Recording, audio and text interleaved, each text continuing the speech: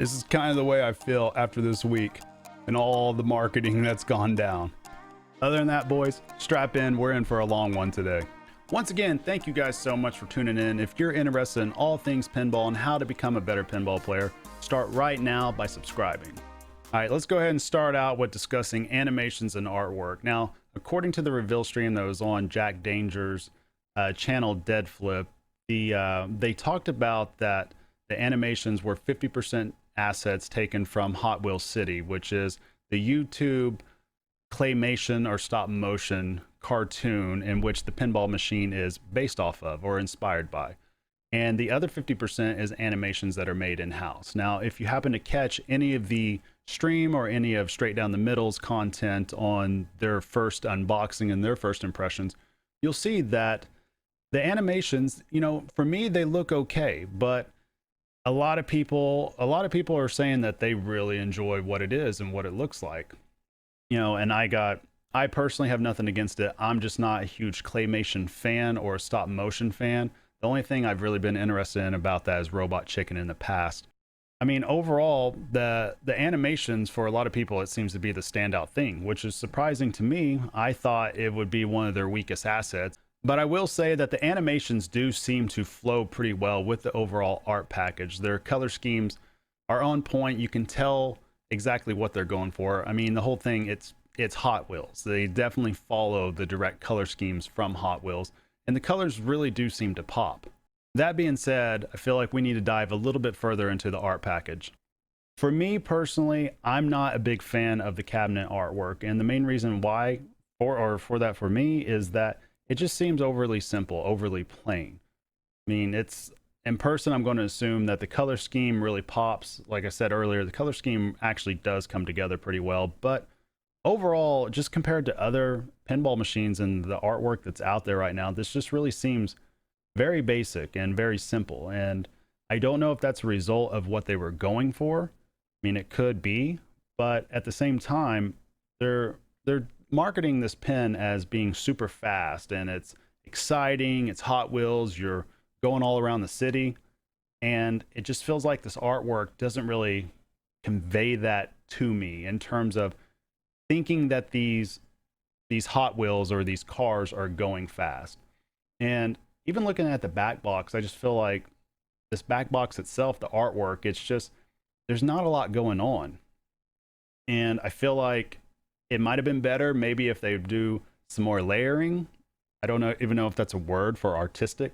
I'm not even an art person, but I know what I like and what I don't like. And this just seems like this particular back box and the back glass was just, I don't know. It's just, it feels like there's a lot missing out of it, comparatively speaking, especially if you look at anything that Jersey Jack has done recently or anything that Stern has done recently. So let's go ahead and just move on to the back box itself and really take a look at what it looks like from the front. And hopefully this gives a little bit of idea of what I'm talking about. I mean, it's clearly defined that obviously you have your monsters that you're battling. You have, I don't even think I even see the main bad guy, Draven, anywhere around here. Nope, I'm not seeing him. Unless he's hidden around there somewhere, I'm just not seeing him. So I feel like that this is pretty plain, that there could have been more done to it, but you know, I'll accept that maybe this was just what they were going for. They might have been going for simple. You never know. All right, so let's take a look at the front part of this pin now. Looking at this pin, I mean, starting out right, I'm just going to point out the elephant in the room, and that's the fact that the screen, the LCD screen, is off center. Now, obviously, that's an artistic choice by the designers themselves or by American Pinball. I know that, you know, it could be one of those things that Stern just, they can't do exactly what Stern's doing and they can't do exactly what Jersey Jack's doing, but I am not a fan of the offset LCD. I feel like if I'm going to approach a machine, I want to be able to look directly forward and I want to see the information I'm trying to derive from the LCD screen itself. And I don't know, I just feel like it might drive me crazy when I look up, and when I'm looking straight forward, it happens to be on the right-hand side of a screen. And that just, for me, that bugs me. Like, I'm the type of guy that goes into a movie theater and needs to sit directly in the middle or in front of the screen to where I'm not having to look far right or far left. I want to be able to look straight ahead. I want to see and get the information in which I want to get. So that's, I don't know, that's just an odd choice for me. And just looking at it overall, when I really just analyze this part of it, it just, I don't know, something just seems off to me. And again, it could be LCD screen, it could be just the lack of art on the back box itself, it could be how the whole head is just completely different than any other pinball machine, and it could be this topper right here. Everybody was going nuts about the Jurassic Park topper, and then we see Hot Wheels say, "Hold my beer, here's a real topper." And I don't know.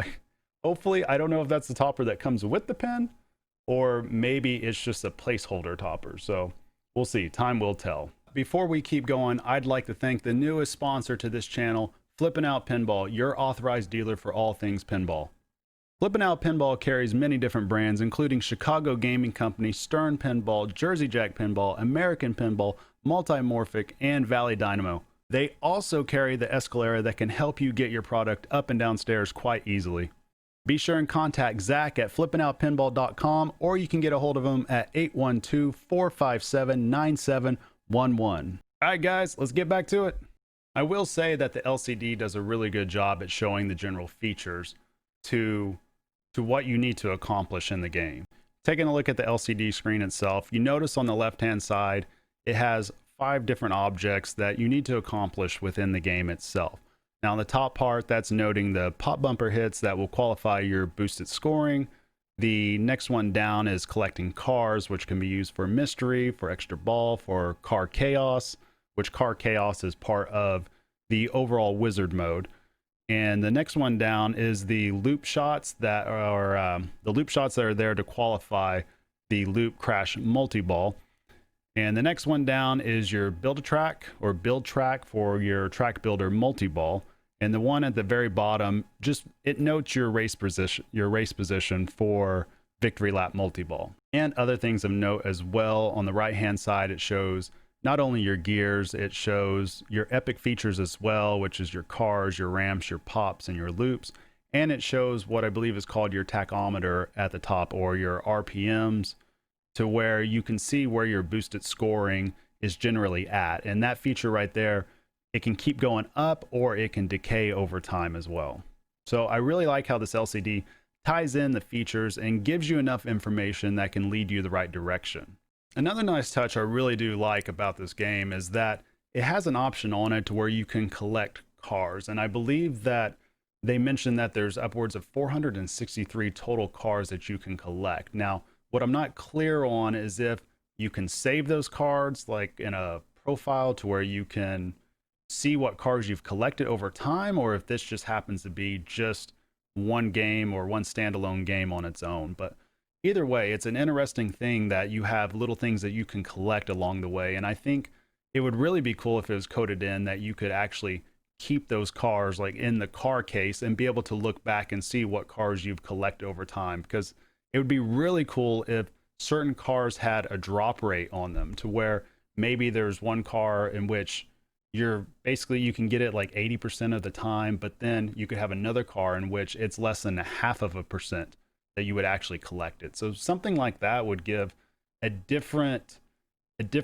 way of playing pinball, in which we haven't seen before. But it reminds me a lot of just mobile games when you're trying just to grind and trying to get the one item, or even a console game to where you're trying to grind and just get the one item, where you're playing the same thing over and over and over again.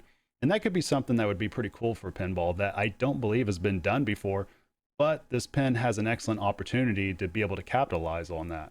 Another thing I really like to hear is that the game will boot in 10 seconds. I really hope that that's the time it does, because there's nothing that drives me more crazy than hitting a game and standing there and waiting for 25-30 seconds to be able to even start to play. And the last feature that I noticed that I thought was a pretty cool little touch to it is that it comes with, I think it was like 3 or 4 different Hot Wheels, or maybe even 5 Hot Wheels. But if you notice, there's various Hot Wheels or various cars all along the overall playfield. And the cool part about that is that you can actually remove those cars and put your own cars in there and kind of give it your own personal touch. That being said, let's go ahead and get to the meat and bones of everything and check out this layout. It appears, from what I saw, you can the idea is that straight out of the gate, whenever you're plunging, you can either short plunge and you can hit the skill shot right here, which is going to be the 1, 2, or 3 switch rollovers right there. So ideally you can shoot it up here and it'll just trickle back down. And the goal is that that'll add on to your RPMs or make your tachometer go up high immediately. The other thing you can do is actually just go ahead and plunge all the way around and the ball will just generally come all the way back to the left flipper. So that being said, we're going to go ahead and just start from the right side and then we're just going to work our way around clockwise. So one thing of note that I'd like to show that I really like, I think this is an excellent touch and I don't think modern games do this enough, is having this little opening right here to where it reminds me a lot of TX Sector. Ball comes into the out lane, you have a chance to save it, you can shake it back into the shooter lane, and that adds an interesting dynamic to play.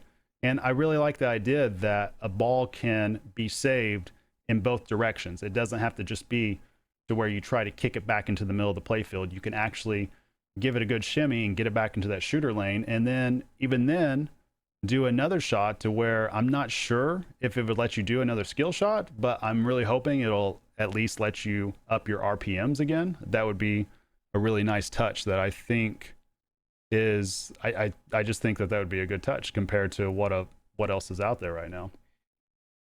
And then let's see, moving around. So we'll also notice too, I got to point this out because this is driving me crazy the other day. I call this a hidden Mickey. Chris Stevens noted that no, it's Toodles, and damn it, he's right. It's Toodles. Look right up there. It just, you can't unsee it, but it is what it is. Either way, you know, it's funny, just getting back to the artwork portion, I feel like there's a lot more that could have been done down here, but you know, at least they do give a good indication, you know, what you need to be doing and everything. You know, it's looking at it, of course, right here, they know, you know, the shots that are increasing your RPM, which your RPM is going to be located right in this area, and we'll discuss that here in just a few. Your battle creatures, it notes whether you're on Cobra, Gorilla, T-Rex, or Tricera. It's got all 5 of your hero cards listed and what you need to collect those cards over the course of the entire game in order to start your wizard mode and become a Hot Wheels legend. So that might be something to look forward to right there. Epic features are also listed. Kind of reminds me of the power features on Iron Maiden, but it's a little bit different in the way that, from what I noticed, it doesn't seem like that they're readily available instantly. It's more or less you have to roll over your in lanes or even your out lanes. But you spell Epic, EP will stay on the same side with your left flipper. On the right flipper, IC will stay on the same side. So you have to actually get the ball over to your left and your right in lanes, which is, I mean, that's a nice touch right there. And then once you spell Epic, I believe you have to hit the stand-up target either once or twice to start it, and it'll be noted on the LCD as well. So that's an excellent touch right there. I really do like that, and that adds a little bit more of a layer onto the gameplay to where you have to think about actively whether you want to collect those or whether you need to activate that or not. And then moving along here, we notice again they have the middle post right here, makes it a little bit easier for chill moves.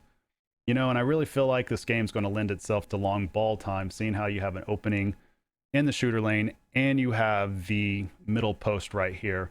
And even judging by the overall reveal that we had recently, you know, those ball times, they seemed like they lasted a while. And I feel like that scoring can actually go pretty high on this pin overall. And then let's see where we're at here, moving along. So these targets right here, you hit that, you'll spell battle, and then eventually that'll either light this or it'll light, I believe, down here as well. Then you knock it into there. You can start a battle, which is basically your mode to either fight the Cobra, the Gorilla, the T-Rex, or the Tricera.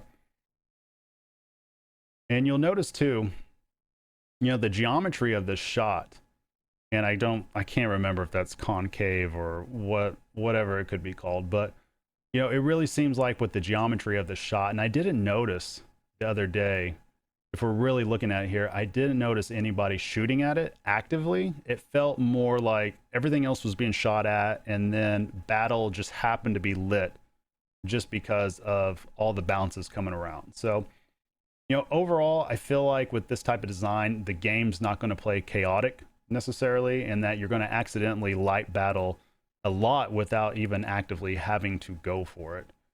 And that could be detrimental, could be good. I don't know. It really depends on how the rest of the code shakes out.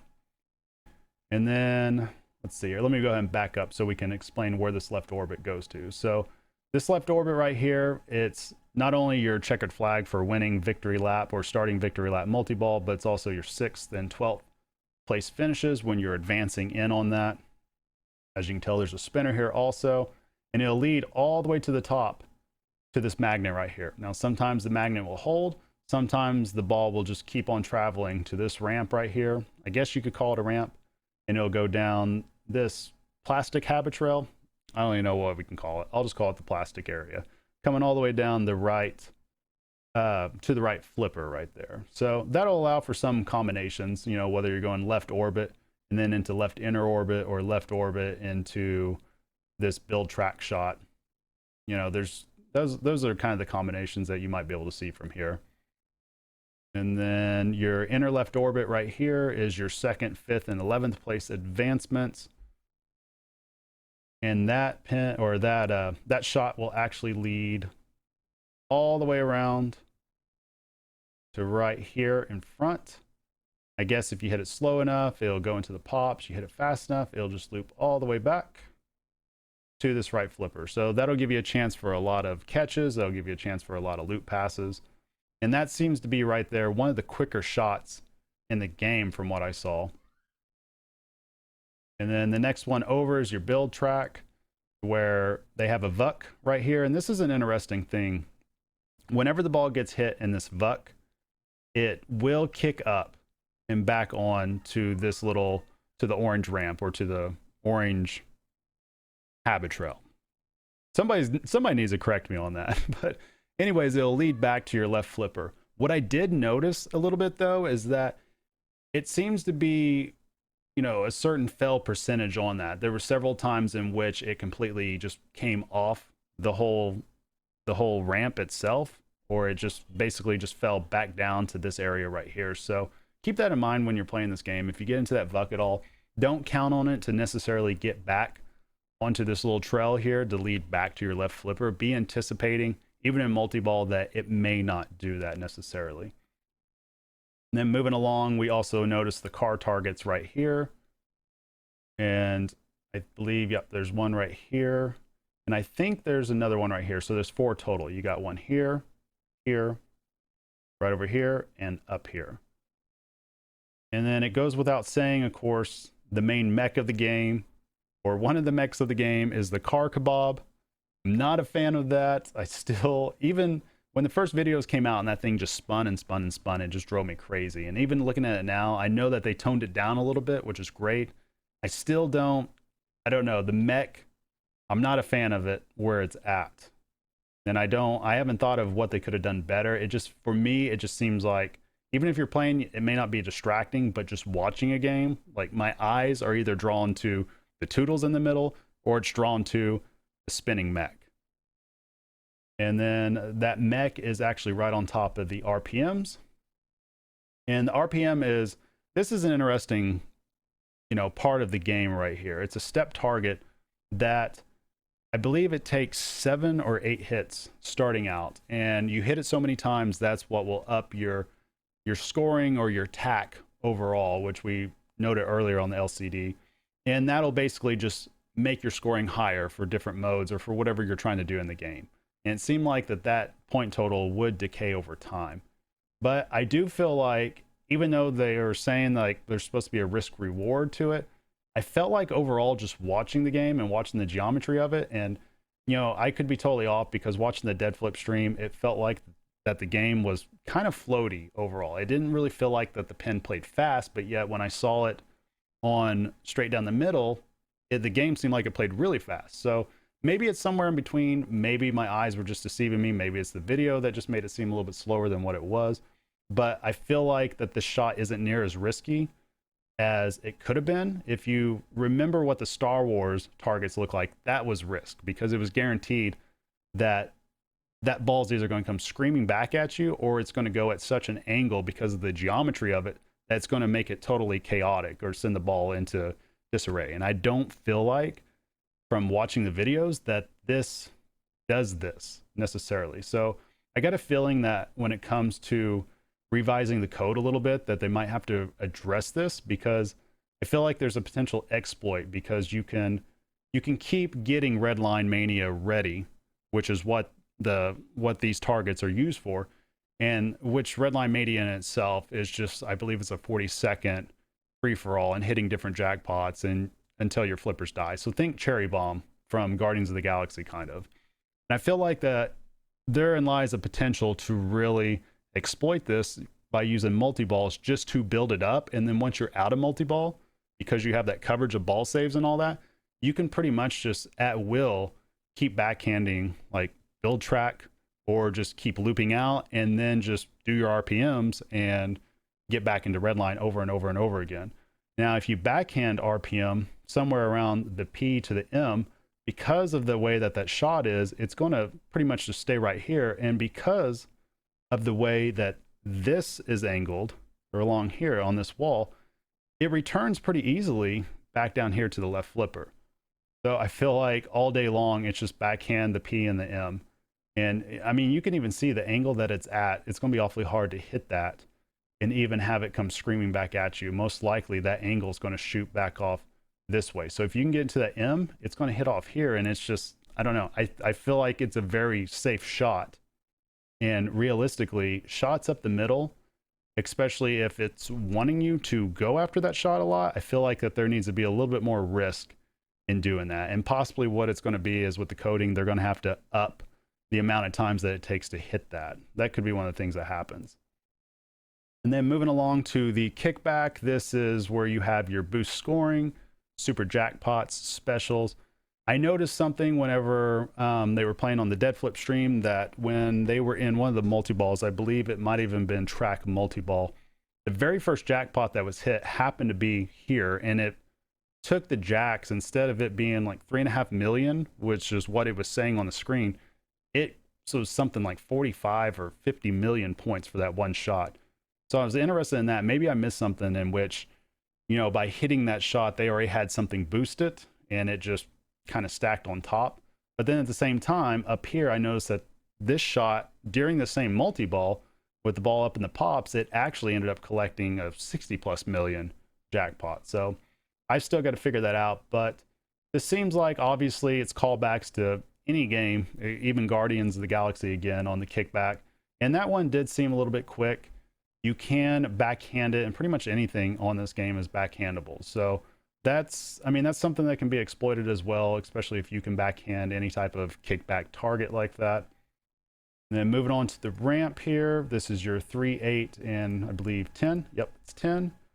Again, backhandable if you need it to, and it'll just lead all the way back around to that left flipper. So shots you can make is potentially right ramp into right orbit, right ramp into this little saucer, or even right ramp into kickback. I don't know. It might be a little too much on the fly to hit the build track. You might be able to do that on some pins depending on the setup. And then of course we're looking at the right orbit right here, which is your 4th, 7th, and 9th for the victory. And that bad boy will lead all the way back around to this inner left orbit right here. So you'll be able to have a lot of shots in which you're going right orbit to right ramp on the fly, or right orbit, loop pass maybe from the right orbit back into a left orbit or inner left orbit, or even build track. So there's a lot of combinations in here, and there is a lot of flow in here as well. So it's really good that they have the geometry as such in which you can hit any shot from, or pretty much any shot from, a backhand. So I really do like that. That's a good touch that equals better play, in my opinion, to where you're not just stuck into just grinding away on only one shot only from one angle only. I mean, this obviously, this shot's about the only one that it seems to be. And even then, I don't know, I'm kind of going back and forth a lot right now, I apologize, but even then, I don't know if that right orbit can be backhanded from here. Maybe if it's on the tip, you happen to catch it and just get rid of it real quick, it might be able to, but that's a pretty tight shot also. Moving ahead to this little scoop right here, you can tell that it starts the battle. There's a lock on there, or even a mystery. Mystery, obviously, you can even use that for an add-a-ball as well. And then the epic, I believe we discussed that already with your epic end lane. So, and that's those targets again. But overall, you know, I feel like that this pin does have potential. I feel like the code is fairly fleshed out already, and we can discuss that in another video. But just judging by the layout, it's going to be a fun layout and a fun shooter. You know, the artwork overall, I'm not the biggest fan of it, but I think that this pin accomplishes what it wants to do. On my first overall impression of it, it's definitely a better shooter than Houdini. It's a better shooter than Oktoberfest. And you know, it's interesting. It just goes to show you that sometimes simpler is better. You don't necessarily need a ton of different mechs and a ton of different pizzazz.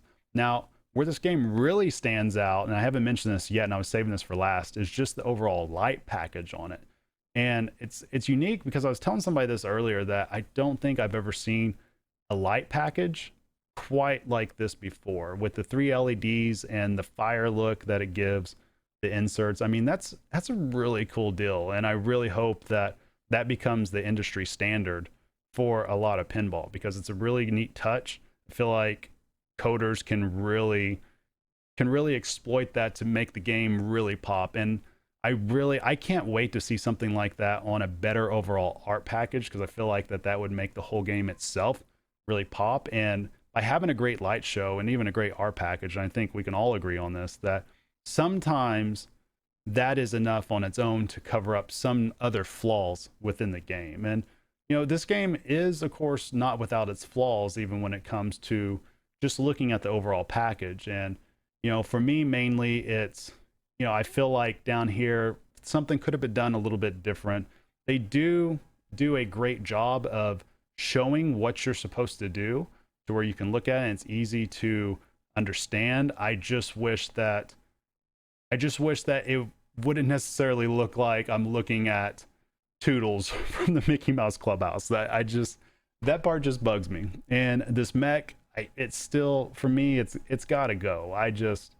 Obviously it's going to stay there, but this could quite possibly be one of the worst mechs in a pinball machine in a long time. I mean, when we consider what just came out with Willy Wonka, when we consider what's coming out with Ninja Turtles, I mean, things don't have to be super intricate. It doesn't have to be necessarily like Theater of Magic or anything like that. You know, we don't need subways all the time or just these super intricate mechs, but we got to do something else besides something that looks like a car on a stick or a car kebab. I'm just not feeling that at all. But I want to end this on a positive note, though. I do love the light show. The spinners are cool, although the sound of it kind of iffy, you know. Yeah, I can't really judge too much on the sound though until I hear it in person. But overall, you know, I'm excited for the layout. I feel like this layout is very well put together. And I do like the idea of being able to loop and come back. I like the idea of repeatable shots, and I like the idea of being able to bump pass over to where it has enough momentum coming to a flipper due to a shot coming down either way, and to where I can hold up a flipper and bump it back over to my other flipper. So I think people will find it exciting to be able to utilize that whenever they're racing and trying to do as fast of a victory lap as possible. There's definitely, you can already tell there's a roadmap to that to basically finish it up in 30 or 45 seconds. And I guarantee you there's probably some people out there that can finish it up even faster than that. All the young 20-somethings or the teenagers out there that are just god tier like players, I guarantee they would have a blast probably doing that. But overall, I think that's where we can pretty much wrap it up. If you guys have any questions or whatever you guys feel like on this, let me know. Other than that, I appreciate you guys watching so much, and you pinheads, make sure you guys keep on flipping. You guys take care.